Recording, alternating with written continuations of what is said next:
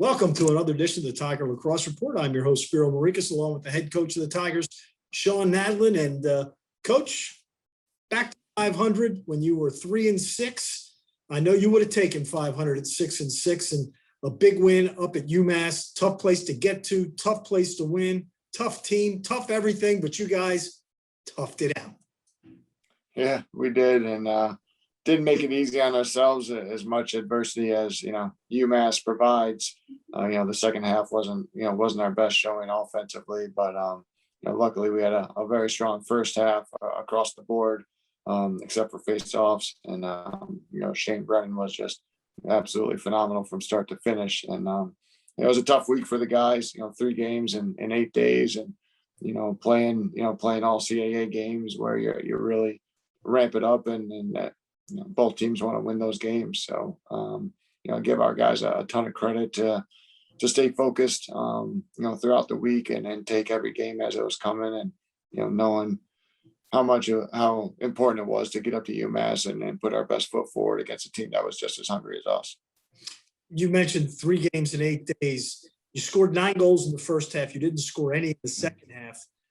Do you think your team maybe was wearing down a little bit at the end there, that this 8-day period was starting to make some effect? Yes, I do. Offensively, you could definitely see it. We didn't have as much pop in our dodges, and we just made mental mistakes that bled into our fundamentals, which is something we really got to be better at. Even though we might not physically be at our best, we still got to stay dialed in mentally and stay focused with what we're doing fundamentally to be able to let the ball do the work and make better decisions.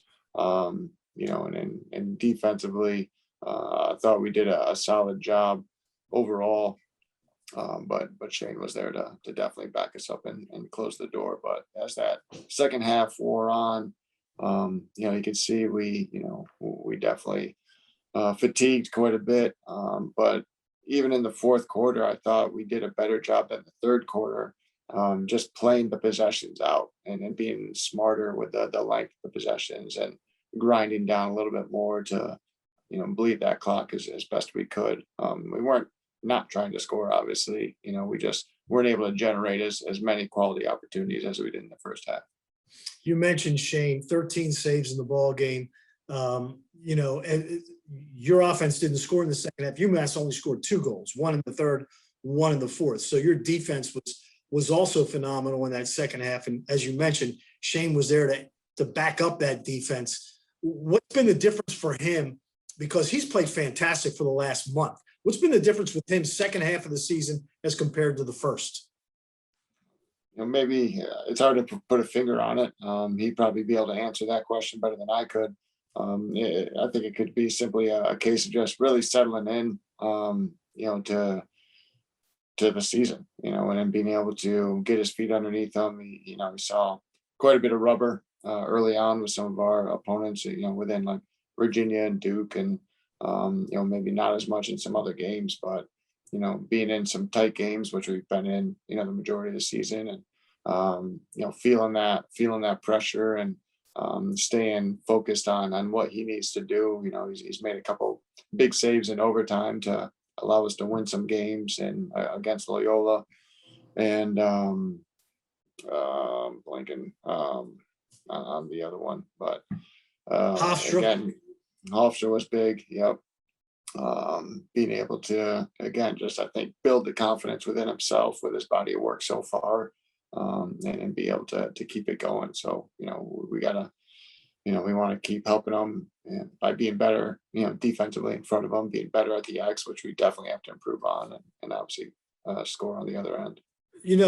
Over the last month, your defense has really been good. I mean, you held Loyola to 6 goals. You held Hofstra to 8 goals the other day. They were averaging almost 14 goals a game. UMass the other day, 6 goals. Glenn Smith has pointed out during the broadcast that he thinks your defensive midfield has really improved from the beginning of the season to now. Can you talk about what kind of work you've put in to getting that group solidified? Because you've had some tremendous defensive midfields over the last decade. Yeah, we have. And, it's a product of Coach Grossey's hard work and continuing to bring those guys along. We're young there. If you look at those guys we're playing, John Finfrock's the lone senior, and this is the first year that he's actually playing for us. Andrew O'Dare just started playing for us a couple of games ago. He was the most experienced D-midi we had coming into the year, and then you got guys like Reese Potter and Brandon Hund and Travis Maynard. Technically, they're all still freshmen. Travis is a true freshman, and Hund and Reese were freshmen last year, and only played in a handful of games. So I think it's just a maturity process for all the guys. None of our guys have been really true starters for a complete season.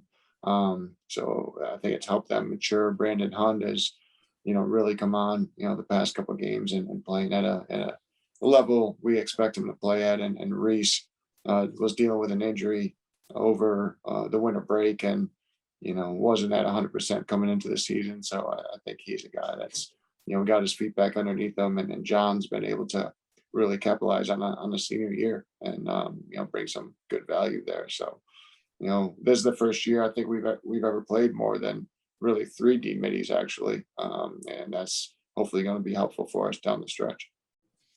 You don't need many when you got guys like Jack Adams and Zach Goodrich. Yeah, they those guys are rare, and it's a blessing to have them. But the core of the guys we have are doing a solid job.